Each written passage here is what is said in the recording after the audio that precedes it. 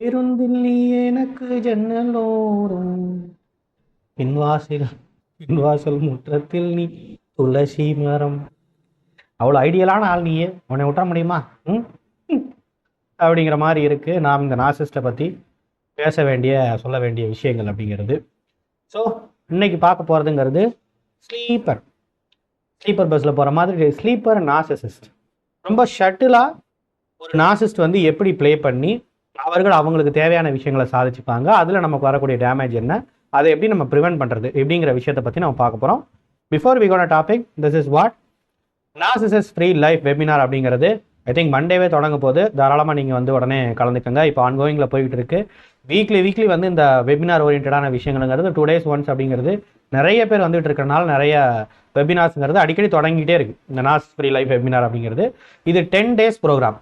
ஒரு நார்சிஸ்ட்டை ஃபஸ்ட்டு எப்படி ஐடென்டிஃபை பண்ணுறது, நீங்கள் வந்து உங்களோட ஸ்பௌஸை டவுட் பண்ணுறீங்கன்னா உண்மையிலேயே அவங்க நார்சிஸ்டானா இல்லையாங்கிற விஷயங்களை இந்த வெபினார் அட்டன் பண்ணிங்கன்னா தெரியும். ரெண்டாவது முக்கியமானது, அப்படி ஒரு வேளை அவங்க நார்சிஸ்டாக இருக்கிற பட்சத்தில் அவங்களை எப்படி ஹேண்டில் பண்ணுறது, லீகலாக எப்படி ஹேண்டில் பண்ணுறது, அவங்க மூலமாக ஏற்படுற எமோஷனல் ஓரியன்டான கான்சிக்வன்சஸை எப்படி வந்து நம்ம சரி பண்ணிக்கிறது, எமோஷனலி ஸ்ட்ராங் ஆகிறது எப்படி, ரீபில் பண்ணுறது எப்படி, இந்த மாதிரி பலவிதமான விஷயங்களை வந்து இந்த நார்ஸ் ஃப்ரீ லைஃப் வெபினார் அப்படிங்கிறது நமக்கு சொல்லித்தரப்போகுது. இது ஒரு 10 days டெய்லி 1.5 hours அப்படிங்கிறது இருக்கும். வீக் டேஸில் தான் இருக்கும். தாராளமாக நீங்கள் என்ரோல் பண்ணிக்கலாம். என்னப்பா சென்றாஜ் போமா?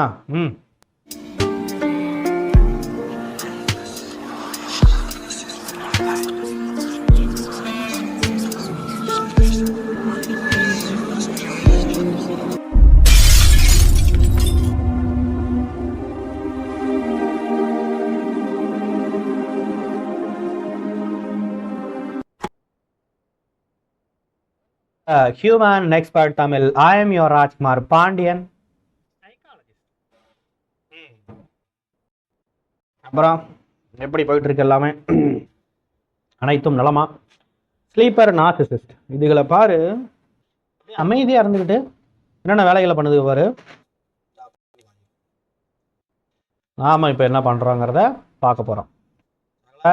சென்றாச்சு பார்க்க போகிறவார் இருப்பா. What makes them different? Yes, முதல்ல அவங்க யாரு, என்ன பண்ணுவாங்க அப்படிங்கிறத தெரிஞ்சுக்கலாம். ஃபர்ஸ்ட் விஷயம், நோ ஷவுட்டிங். சிம்பிள். எந்த இடத்துல உங்களை வந்து ஒரு மரியாதை குறைவாக கூட பேச மாட்டாங்க. உங்ககிட்ட எந்த இடத்துலையுமே கத்த மாட்டாங்க. பப்ளிக்லேயும் சரி, ப்ரைவேட்லேயும் சரி. நார்சிஸ்ட்னா பொதுவாக எப்படி இருப்பாங்க, பப்ளிக்கில் வந்து பயங்கரமாக வந்து உங்களை வந்து அப்படியே வந்து அன்பாக பார்த்துப்பாங்க, வீட்டில் வந்தால் பயங்கரமாக சண்டை போடுவாங்க, ஆர்கியூ பண்ணுவாங்க, பலவிதமான விஷயங்கள் பண்ணுவாங்கிறது தானே இப்போ பேச்சு. அதான நார்சிஸ்டனுடைய மெயினான சிம்டம்ஸ். பட் இந்த ஸ்லீப்பர் நார்சிசிஸ்ட் எப்படி இருப்பாங்கன்னா, இந்த கோவர்ட் நார்சிஸ்ட் எப்படி இருப்பாங்கன்னு சொன்னால், அவர்கள் எந்த விதமான சத்தமும் போட மாட்டாங்க. ரொம்ப மைல்டாக, ரொம்ப காமாக அவங்கள டீல் பண்ணுவாங்க. ரொம்ப அமைதியாக ஷட்டிலாக பேசுவாங்க. Of course yes, no obvious abuse. டைரக்டாக அவங்கள அட்டாக் பண்ணி அவங்கள பயங்கரமாக அடித்து துன்புறுத்தி, இல்லை வார்த்தைகள் மூலமாக பலவிதமான வார்த்தைகளை வந்து உங்களை கேரக்டர் அசாசினேட் பண்ணுற மாதிரி பேசி பலவிதமான விஷயங்களை செஞ்சு உங்களை அப்யூஸ் பண்ணுற அப்யூஸ் நடக்காது. Quiet control. அவங்களை எப்படி வச்சுப்பாங்க, ரொம்ப கண்ட்ரோல்டாக இருப்பாங்க. அவங்களுக்குள்ள இந்த மாதிரி ஒரு இன்டென்ஷன் இருக்குங்கிறதே வந்து அவ்வளோ சீக்கிரம் நமக்கு தெரியாது. நம்ம ஏதோ ஒரு கம்பல்ஷனில் இருக்கிறோம், நம்ம ஏதோ ஒரு அவசரத்தில் இருக்கோம். ஃபார் எக்ஸாம்பிள், இவங்களை நம்ம லவ் பண்ணுறோம், ஏதோ ஒரு அவசரத்தில் கண்டிப்பாக சீக்கிரம் வந்து கல்யாணம் பண்ணி ஆகணும் அப்படிங்கிற பலவிதமான கமிட்மெண்ட் இருக்குது, பலவிதமான அவசரத்தில் இருக்கோம்னா கண்டிப்பாக ஒரு நார்சிஸ்ட்டை உங்களால் கண்டுபிடிக்கவே முடியாது, இந்த மாதிரி நார்சிஸ்ட்டை. ஏன்னா இவங்களோட ரெட் ஃபிளாக்ஸ் எதுவுமே வெளியில் தெரியவே தெரியாது. ஆப்வியஸாக ரொம்ப அமைதியாக, அடக்கமாக, ரொம்ப நிதானமாக இருக்கக்கூடிய ஒரு பர்சன் மாதிரி தெரிவாங்க வெளியில். அது ஒரு பொண்ணாக இருந்துட்டாங்கன்னா அவ்வளோதான், நீங்கள் கண்டே பிடிக்க முடியாது. எவ்வளவு லட்சணமான பொண்ணு, எவ்வளவு குடும்பத்துக்கு அடக்கமான பொண்ணு, ஜென்சி கம்யூனிட்டியில் இப்படிப்பட்ட ஒரு பொண்ணா அப்படின்னு நாமளே வந்து வியந்து பார்க்கக்கூடிய அளவிற்கு இருக்கக்கூடியதாக இருப்பார்கள். But the matter is, there are techniques. First இது எங்க இருந்து ஆரம்பிக்கும்னு சொன்னா, அப்படியே ரொம்ப சாஃப்டா அப்படியே கொஞ்சம் கொஞ்சமா நம்மளை கிரிட்டிசைஸ் பண்ண ஆரம்பிப்பார்கள். அமைதியா இருக்காங்க, ஜென்டிலா இருக்காங்க நம்ம நினைப்போம், மெச்சூரா இருக்காங்கன்னு நினைப்போம். ஏன்னா அமைதிங்கிறது அதெல்லாம் நம்ம அப்படித்தானே பார்த்து பழகிருக்கோம். ஒருத்தவங்க அமைதியா இருந்தாங்கன்னா, பெரிய அளவில் பேசலன்ன உடனே அவங்க வந்து ரொம்ப மெச்சூரான ஆட்கள். யார் ஒருத்தவங்க ரொம்ப பேசுறாங்களோ அவங்க வந்து சரியான ஓட்டவாயி, லூஸ் டாக்கர், ஏன்னா அவங்க வந்து வேஸ்ட் எதுக்கு உதவும், இப்படி தானே ஒரு ஒரு பெரிய சிக்மா ஒரு ஒரு ஒரு ஸ்டிக்மா வந்து ஒட்டிக்கிட்டு இருக்குது நம்மளுடைய சொசைட்டியில். உடனே அவங்க அப்படியே அமைதியாக இருந்தோடனே நம்ம என்ன பண்ண ஆரம்பிப்போம்னு சொன்னால், அவங்கள ஆல்ரெடி வந்து ஒரு மதிப்பு வச்சுருப்போம், பரவாயில்ல ஒரு நல்லவங்க, அவ்வளோ சீக்கிரம் வந்து இது பண்ண மாட்டாங்க, அவங்களுக்குன்னு பெருசாக எதுவும் கேட்டுக்க மாட்டாங்க ஸ்டார்டிங்லலாம். இப்போ வந்து அப்படியே சாஃப்டாக வந்து நம்மளை கிரிட்டிசைஸ் பண்ண ஆரம்பிப்பாங்க. இப்படி அமைதியா இருந்துகிட்டே நம்மளை கிரிட்டிசைஸ் பண்றதுனால நமக்கு என்ன தோண ஆரம்பிக்கும்னு சொன்னா, they might be a right one. அவங்க சொல்றது ஒருவேளை ரைட்டா இருந்தா, அவங்களுக்காக ஒன்றும் கேட்கலையே, நம்ம திருத்திக்கிறதுக்காக தானே இதெல்லாம் சொல்றாங்க, ஏன் இது வந்து சரியா இருக்கக்கூடாது அப்படின்னு ஃபர்ஸ்ட் ரொம்ப ஸ்ட்ராங்கான டவுட் அப்படிங்கிறது வர ஆரம்பிக்கும். இந்த கிரிட்டிசிசம் கொஞ்சம் கொஞ்சமா மாறி மாறி மாறி மாறி, அதாவது நீங்க செய்யக்கூடிய விஷயங்கள் இப்படி பண்ணியிருக்கலாம், அப்படி பண்ணியிருக்கலாம், அதை பண்ணியிருக்கலாம், இது பண்ணிருக்கலாம், இப்படிலாம் சொல்லிட்டே இருப்பாங்கல்ல. இப்படியே இந்த கிரிட்டிசிசம்ங்கிறது கொஞ்சம் கொஞ்சமா ஸ்ட்ராங் ஆக ஆரம்பிக்கும். இது ஸ்ட்ராங்காக நாம அதை டிஃபெண்ட் பண்றதை விட்டுட்டு நாம என்ன பண்ண ஆரம்பிப்போம்னு சொன்னா, நமக்குள்ள வந்து ஒரு சட்டில் கில்ட் வந்து கிரியேட் ஆக ஆரம்பிக்கும்.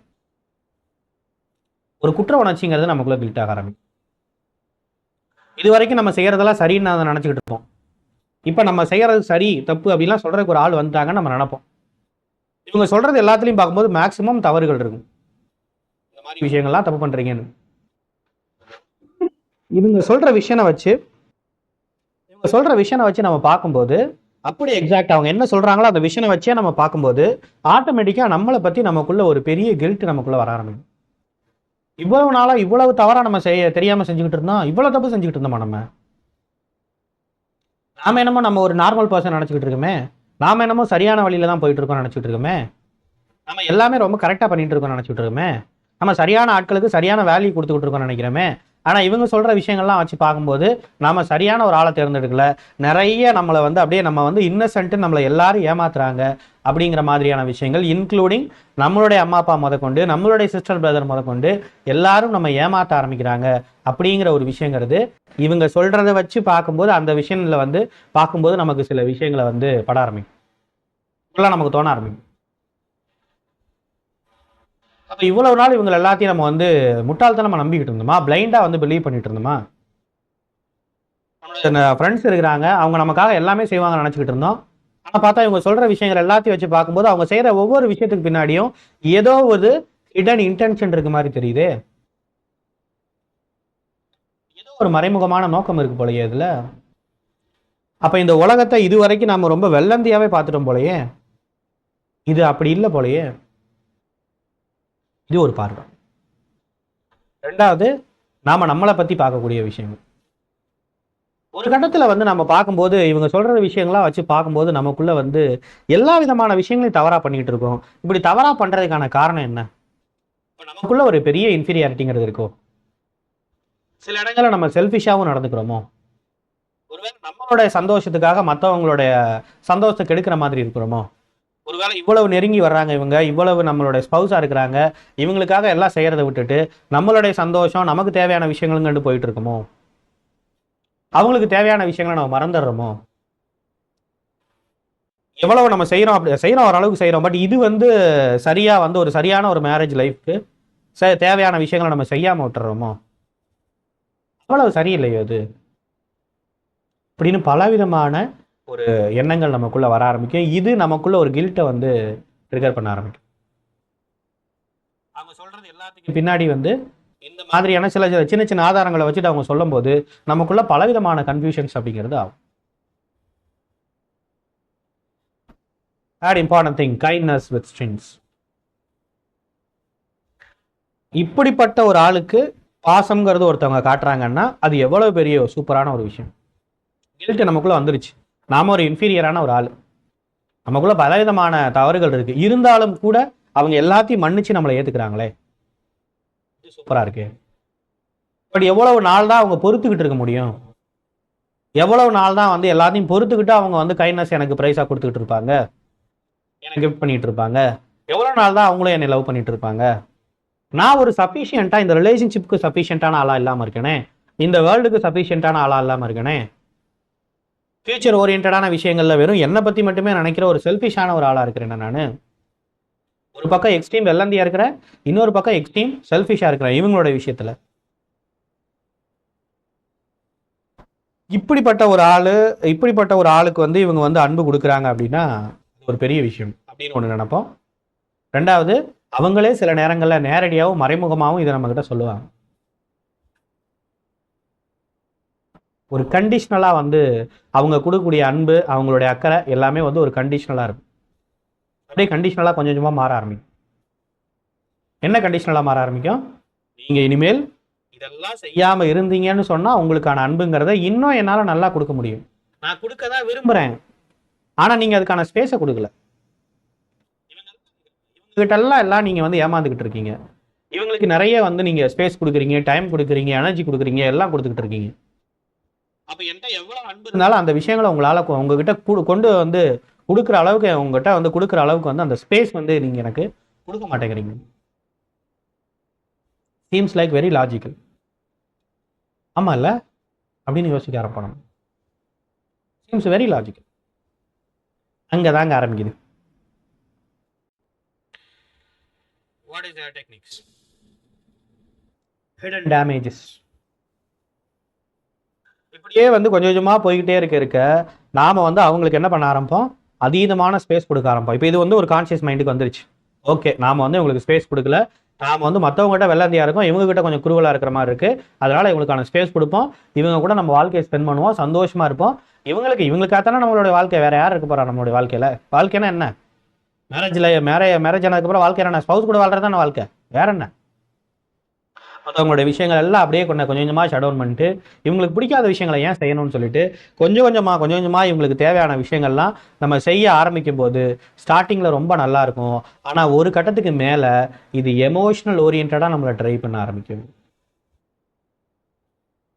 ட்ரை ஆகும்.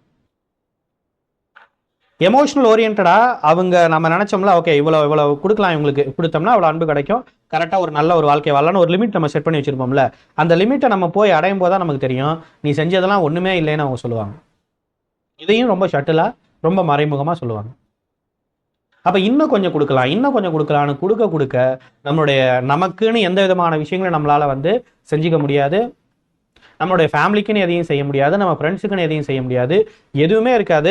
நம்மளோட life fully surrender to that person அப்படிங்கிற மாதிரி மாறும்போது இது நமக்குள்ள ஒரு பலவிதமான ஒரு எமோஷனல் எக்ஸாஷனை கிரியேட் பண்ணும். This is a real meaning of toxic relationship. This is a real meaning of sign of covert narcissist, effect of covert narcissist. So கொஞ்சம் கொஞ்சமாக நம்மளோட ஐடென்டிட்டியில் ஒரு எரோசன் வர ஆரம்பிக்கும். கொஞ்சம் கொஞ்சமாக நம்மளோட ஐடென்டிட்டியை கொஞ்சம் கொஞ்சமாக இழக்க ஆரம்பிக்கும். நமக்கு தேவையான விஷயங்கள் எதுவுமே, நமக்கு பிடிச்ச விஷயங்கள், நமக்கு தேவையான விஷயங்கள்லாம் நம்மளுடைய வாழ்க்கையை விட்டு போக ஆரம்பிக்கும். நமக்கு பிடிச்சவங்களாம் நம்மளுடைய வாழ்க்கையை விட்டு விலக ஆரம்பிப்பாங்க. எல்லாமே நம்மக்கிட்ட இருக்குதுன்னு நமக்கு தோணும், ஆனால் எதையுமே நம்ம செய்ய முடியாதப்போ தான் தோணும் எல்லாமே இருந்தும் வேஸ்ட்டுன்னு. ஃபினான்ஷியலே நம்ம வெல் டு டூவாக இருப்போம், நல்ல வேலை பார்ப்போம், நல்ல இடங்களுக்கு போவோம், நல்லா எல்லாம் பண்ணுவோம், பட் ஸ்டில் எதையுமே நமக்காக எந்த விஷயங்களையும் செய்ய முடியாது. ஒரு கண்ட்ரோல், என்ன நம்ம செஞ்சாலும் கூட கடைசியில் வந்து அவங்களுக்கு தேவையான விஷயங்கள் தான் செய்யும், அந்த கண்ட்ரோல் அப்படிங்கிறது அவங்க கிட்ட தான் இருக்கு அப்படிங்கிற ஒரு நிலைமைங்கிறது வர ஆரம்பிக்கும். This is very important, right? So constant self doubt. இது இந்த ரிலேஷன்ஷிப்பில் மட்டும் எனக்கு ஒரு செல்ஃப் டவுட்டை கொடுக்காம என் வாழ்க்கையிலேயே ஒரு மிகப்பெரிய செல்ஃப் டவுட்டை கொடுக்க ஆரம்பிச்சிடும். செய்யறது ஒவ்வொரு தடவையும், நான் செய்யக்கூடிய ஒவ்வொரு விஷயத்துக்கு பின்னாடியும் நான் வந்து யோசிச்சுக்கிட்டே இருப்பேன், நான் செய்யறது சரிதானா? ஆல்ரெடி நான் செஞ்ச விஷயமா இருக்கும், நான் எக்ஸ்பீரியன்ஸான விஷயங்களை தான் நான் செய்வேன். எக்ஸ்பீரியன்ஸான விஷயங்களை நான் செஞ்சாலும் கூட அதில் கூட எனக்கு டவுட் வர ஆரம்பிக்கும். எனக்குள்ள பலவிதமான செல்ஃப் டவுட்டுங்கிறது எனக்குள்ள வர ஆரம்பிக்கும். இந்த செல்ஃப் டவுட் கொஞ்சம் கொஞ்சமாக எங்கே கொண்டு போக ஆரம்பிக்கும்னா நம்மளை செல்ஃப் கிரிட்டிசைஸ் பண்ணுற அளவுக்கு கொண்டு போகும்.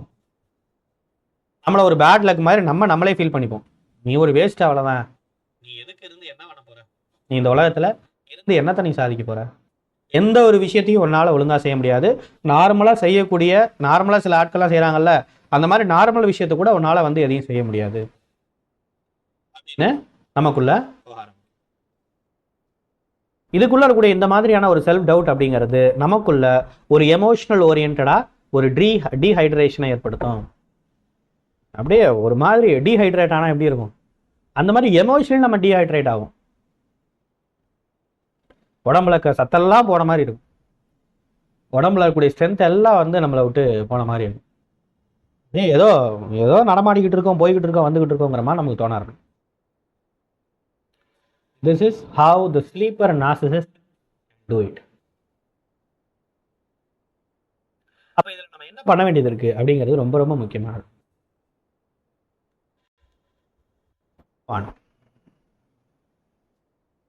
why they are believable again. எல்லாம் நடந்துகிட்டு இருக்கா. இப்போ என்னோட நான் செய்யக்கூடிய எல்லா விதமான விஷயத்துக்கும் என் வாழ்க்கையில் ஏதோ ஒரு கெட்டது நடக்குது, அந்த கெட்டது எல்லாத்துக்கும் நான் தான் காரணங்கிற அளவுக்கு நான் வந்துட்டேன்னா எனக்கு அவேர்னஸ் இல்லையா? அவங்க தான் இதெல்லாம் செய்ய வைக்கிறாங்கிற அவேர்னஸ் இல்லையா? இப்போ இங்கே என்ன பிரச்சனை வரும்? செகண்ட் ஒரு முக்கியமான விஷயம் வரும். இதெல்லாம் என்னால் யோசிக்கவே முடியாது. ஏன் யோசிக்க முடியாது? Perfect, they are very perfect in the public. அவங்களுக்கு பப்ளிக் ஒப்பீனியனுங்கிறது ரொம்ப ஸ்ட்ராங்காக இருக்கும். நீங்கள் வந்து உங்களுடைய க்ளோஸ் ரிலேட்டிவே நீங்கள் போய் வந்து சொன்னீங்கன்னா அவங்களே நம்ப மாட்டாங்க. பாரு, உனக்கு தேவையில்லாமல் ஏதாவது பேசிக்கிட்டு இருக்காது. அந்த பொண்ணு இல்லை அந்த பையன் வந்து நல்ல அவனாக இருக்கிறான், நீ என்ன தேவையில்லாத விஷயங்களை பேசிக்கிட்டு இருக்க, நீ அவன் வாழ்க்கைக்கு எடுத்துக்க போறியான்னு அவங்களே நம்மளை வந்து கேட்க ஆரம்பிப்பாங்க. நம்ம எங்கே போய் இதை சொல்லுவோம்? நம்ம எங்கே யார்கிட்ட போய் நம்ம டிஸ்கஸ் பண்ணுவோம்? ஏன்னா இவங்க பப்ளிக் ஓரியன்டாக வந்து அந்த அளவுக்கு எல்லாத்துக்கிட்டையும் ஒரு நல்ல பேர் வாங்கி வச்சிருப்பாங்க. எல்லாத்துக்கும் தேவையான விஷயங்களை செஞ்சு அவ்வளவு நல்ல பேர் வாங்கி வச்சு அப்படியே போனால் சிரிப்பு தான், அப்படியே பயங்கர இதுதான், சந்தோஷம் தான், அப்படியே அவ்வளவு ஜாயாலாம் எல்லாத்துக்கிட்டையும் பழகுவாங்க. 2 நிமிஷத்துல ஃப்ரெண்ட்ஸ் பிடிச்சிருவாங்க, அப்படியே போயிட்டு வருவாங்க. நம்ம ஃபெஸ்டிவல்ல அவங்க ஷைன் பண்ணிட்டு இருப்பாங்க, நம்ம உட்காந்துட்டு ஒரு வாரமாக நின்றுட்டு இருப்போம். மெகந்தி போட கூட ஒருத்தன் வருவாள், மெகந்தி போடுறவனே ஒருத்தன் வருவான், அவனுக்கு கூட ஒருத்தன் வருவாள். அந்த மாதிரி சம்பந்தமே இல்லாமல் நம்ம வந்து உட்காந்துருப்போம். என்னடா இது அப்படிங்கிற அளவுக்கு இருக்கும். they would be like a star among the society அப்படிங்கிற அளவுக்கு மாறிடுது. Com and gentle image. அவங்களோட இமேஜ் எப்படிப்பட்டதா இருக்கு? இவ்வளவு விஷயங்கள் அப்படியே ஜாலியாக வச்சுக்கிட்டு இருந்தாலும் கூட அவங்களோட இமேஜுங்கிறது எப்படிப்பட்டதா இருக்கு? They are gentleman, they are gentlewoman அப்படிங்கிற மாதிரியான ஒரு இமேஜுங்கிறது அவங்களுக்குள்ள இருக்கு. அப்படிங்கிற ஒரு இமேஜ் அவங்க கிரியேட் பண்ணி வச்சிருப்பாங்க. இதெல்லாம் எங்க நீங்க போய் பிரேக் பண்றதுன்னா, important thing, you look dramatic. நீங்க ஒரு காமெடி பீஸ் ஆயிருவீங்க இந்த விஷயங்கள்லாம் சொன்னீங்கன்னா. நீங்க ஏதோ நடிக்கிறீங்க, உங்களுக்குள்ள வேற ஏதோ ஒரு ஹிடன் அஜெண்டா இருக்கு, அதை வந்து ப்ரொசீட் பண்ணுங்கிறதுக்காக இதெல்லாம் சொல்றீங்க. மற்றபடி அவங்க மேல எந்த தப்பும் இல்லைன்னு மற்றவங்களே உங்களை வந்து அப்படி பார்க்க ஆரம்பிச்சிருவாங்க. எல்லாரும் உங்களை பார்க்க ஆரம்பிச்சிருவாங்க. So how to resolve it? The first thing you need to understand, ஒரு சிம்டம்ஸ்லாம் அப்படியே ரொம்ப ரொம்ப மைல்டாக இருக்குது, ஷட்டிலாக இருக்குது. மைல்டாக இருக்குங்கிறத விட அது டீப்பாக தான் இருக்குது. அது ஷட்டிலாக இருக்குது அப்படிங்கிறதுனாலே மட்டும் அது வந்து அப்படியே வந்து ரொம்ப நார்மலான ஒரு ரிலேஷன்ஷிப்பாக இது போயிடாது. அவங்க நார்மல் பர்சனாலிட்டி கிடையாது. First we need to address their behavior. It seems like a symptoms of narcissist personality disorder. அது ஃபர்ஸ்ட் முக்கியம். நாம முதல்ல இந்த விஷயங்களை பற்றி நிறைய தெரிஞ்சுக்கிட்டு அதுக்கப்புறம் என்ன பண்ணணும்னு சொன்னால், இதுக்கு வந்து யாருக்கிட்டையுமே ஜஸ்டிஃபிகேஷனுக்காக நிற்கக்கூடாது, யாரையும் டிபெண்ட் பண்ணிடக்கூடாது. டிபெண்ட் பண்ணால் நம்ம தோற்றுருவோம். ஓகே. ரெண்டாவது முக்கியமான ஒரு விஷயம் அப்படிங்கிறது, என்னதான் அவங்க சொன்னாலும் அவங்க நம்மளை பற்றி கிரிட்டிசைஸ் பண்ணிக்கிட்டே இருப்பாங்கல்ல. என்னதான் அவங்க நம்மளை பற்றி கிரிட்டிசைஸ் பண்ணாலும் அது கண்டுக்காத மாதிரி நாம் வந்து முழுக்க முழுக்க நமக்கு என்ன தெரியுங்கிறதுல நம்ம ரொம்ப கான்ஸ்டண்ட்டாக இருக்கும். ரெண்டாவது, எந்தெந்த இடங்கள்லாம் நமக்கு ஆக்சுவலி இன்ஃபீரியராக ஃபீல் ஆகுதோ அந்தந்த இடங்கள்லாம் ஒர்க் அவுட் பண்ணி நம்மளை ரொம்ப ஸ்ட்ராங்காக நம்மளை வச்சுக்கணும். அப்போ தான் அவங்களோட ஒப்பீனியனை நான் வந்து எதிர்பார்க்குற ஒரு நிலைமைங்கிறது எனக்கு வராது. அந்த எக்ஸ்பெக்டேஷனுக்கு நான் போகவே மாட்டேன். அப்போ ஒன்று, பப்ளிக்கினுடைய ஒப்பீனியன் எனக்கு தேவையில்லை. ரெண்டாவது, என்னை பற்றி எனக்கு வந்து நல்லா தெரியும், இவங்களோட ஒப்பீனியன் எனக்கு தேவையில்லை. இப்படிங்கிற ஒரு நிலைமைக்கு நம்ம வரணும். இப்படிங்கிற நிலைமைக்கு வந்தால் என்ன ஆகும்? அவங்க மாறிடுவாங்களா, திருந்துவாங்களா? அவங்க அப்படியே தான் இருப்பாங்க. ஆனால் நாம எமோஷனலி இந்த மாதிரி எக்ஸாஸ்டட் ஆகாமல் நம்மளை நம்ம காப்பாற்றிக்க முடியும். ஒரு சரியான ஒரு பவுண்டரி செட் பண்ணி எந்த ஒரு விஷயத்துலையுமே இவங்களுடைய ஒப்பீனியனும் எடுத்துக்கூடாது. எந்த ஒரு விஷயத்தில் பொறுத்த வரைக்கும் அவங்களுக்கு தேவையான விஷயத்தை செய்யணும். எந்த விஷயங்களில் வந்து தேவையான விஷயங்களை செஞ்சுட்டு அதோடு நிப்பாட்டிக்கணுங்கிறது நமக்கு எக்ஸாக்டாக நமக்கு தெரிஞ்சிருக்கணும். Which is very important. இப்படிதான் வந்து நாம அவங்களை ஹேண்டில் பண்ணணுமே ஒழிய, மற்றபடி அவங்க கிட்ட போய் இன்னும் நாம வந்து அவங்களோட நான் வந்து என்னை வந்து அவங்ககிட்ட நான் ப்ரூவ் பண்றேன், ஏன்னா ரொம்ப அக்ரெசிவா வந்து நான் வந்து இன்னும் அவங்களுக்கு தேவையான விஷயங்கள்லாம் செஞ்சு என்ன நான் ப்ரூவ் பண்றேன், இல்லை நான் போய் சண்டை போடுறேன் நேரடியா. நீங்க போய் சண்டை போட்டீங்கன்னா ஈஸியா வந்து எல்லாரும் வந்து அவங்களை டிக்ளேர் பண்ணிடுவாங்க, யுவர் அக்ரெசிவ் ஃபெலோ. ஆல்ரெடி நீங்க ஒரு டிராமா பண்ணக்கூடிய ஒரு டிராமாட்டிக்கலா வந்து நீங்க தெரிஞ்சுக்கிட்டு இருக்கீங்க எல்லாத்துக்கும். இல்லை நீங்க போய் சண்டை போட ஆரம்பிச்சீங்கன்னா அதுவும் அவங்களுடைய ட்ராப் தான், ஈஸியா மாட்டிப்பீங்க. Matter. Okay okay. So these are all the healing pathways over here. So individual counselling அதுக்காக இருக்குது. இந்த மாதிரி பல விதமான கன்ஃபியூஷன் உங்களுக்கு இருக்குன்னு தெரியும். ஸோ இதை வந்து தீர்க்கிறதுக்கு நம்மளுடைய ஃபீமேல் சைக்காலஜிஸ்ட் இருக்கிறாங்க. தாராளமாக நீங்கள் ஒரு 1 hour அப்படிங்கிறத எடுத்துக்கலாம். அப்பாயின்மெண்ட் வாங்கிட்டு இந்த கவுன்சிலிங்லாம் கொஞ்சம் கொஞ்சமாக அடுத்தடுத்து ஃபாலோ செஷன் வர ஆரம்பிச்சிங்கன்னா உங்களுக்கு இன்னும் பெட்டர் குவாலிட்டி கிடைக்கும். நீங்கள் நினச்சிக்கிட்டு இருக்கிறது என்ன, ஆக்சுவல் ரியாலிட்டி என்னங்கிறதுக்கு பெரிய டிஃப்ரெண்ட் இருக்குது. அந்த ஆக்சுவல் ரியாலிட்டி என்ன அப்படிங்கிறத சைக்காலஜி ஓரியன்டாக பார்த்தா தான் நமக்கு தெரியும். முக்கியமாக அந்த மாதிரி ரிலேஷன்ஷிப்பில். And we have a narcissist free life webinar. நார்சிசிஸ்ட்னா எப்படிலாம் இருப்பாங்க அப்படிங்கிற விஷயங்களையும் அவங்கள எப்படி ஹேண்டில் பண்ணலாம், நம்ம எமோஷனலி எப்படி ஸ்ட்ராங் ஆக்கலாங்கிறதுக்கு இந்த நார்சிசிஸ்ட் ஃப்ரீ லைஃப் வெபினார் இருக்குது. தாராளமாக நீங்கள் கலந்துக்கலாம். ஒரு 10 days நீங்கள் அட்டன் பண்ணி பார்த்தீங்கன்னா உங்களுக்கு தெரியும் எத்தனை விஷயங்கள் அதுக்குள்ளே இருக்குது அப்படிங்கிறது உங்களுக்கு தெரியும். அதுக்கப்புறம் நீங்கள் எடுக்கிற முடிவுகள்லாம், இது சம்மந்தப்பட்டு எடுக்கிற முடிவுகள்லாம் ரொம்ப சரியானதாக இருக்கும். உங்களால் அதை ஃபீல் பண்ண முடியும். And you can rebuild your self worth. இந்த ரிலேஷன்ஷிப்க்கு அப்பாற்பட்டு உங்களுடைய செல்ஃப் ஒர்த் என்ன, அதை எப்படி வந்து பில்ட் பண்ணிக்கிறது, இந்த மாதிரி விஷயங்கள்லாம் ஃபோக்கஸ் பண்ண ஆரம்பிங்க. You can go through it. Okay, it's a madam. Thank you so much from the Human Expert Tamil YouTube channel. I am your Rajkumar Pandian, psychologist. That is what.